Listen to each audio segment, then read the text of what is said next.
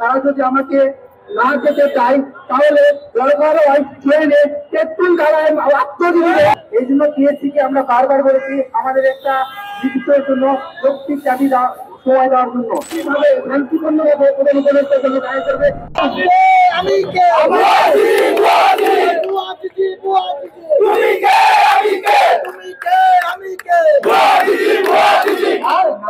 আমার বলতে চাই যদি আমার দাবি শুধু মেনে নয় তাহলে আমার শান্তিপূর্ণভাবে পড়াতে এনে দেবো, আর না হলে তাহলে আত্মজীবী দিব।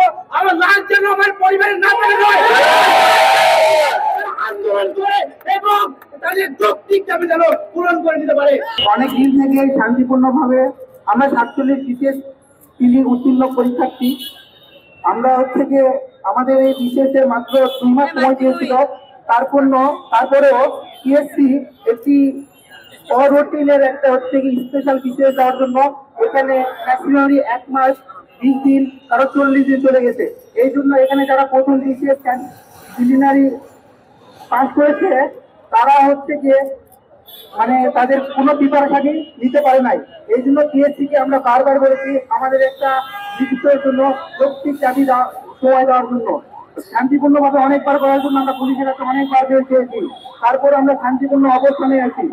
আজকে কয়েকদিন আগে আমাদের আসিফ নজরুল স্যার দেখছিলেন, এটা বলছিলেন যে তোমরা কি 15 জানুয়ারি পরীক্ষা দিতে রাজি আছে কিনা।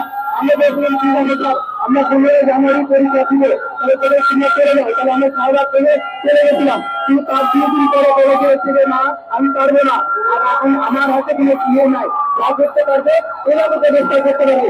এই জন্য আমরা আসছি ওরা চেষ্টা করলে জানার জন্য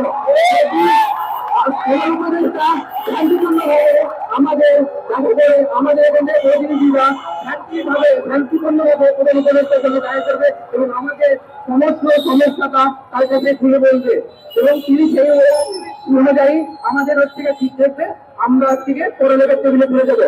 আর যদি শান্তিপূর্ণভাবে তারা যদি আমাকে না যেতে চায় তাহলে দরকার হয় ট্রেনে পেট্রোল ঢালায় আত্মজীবী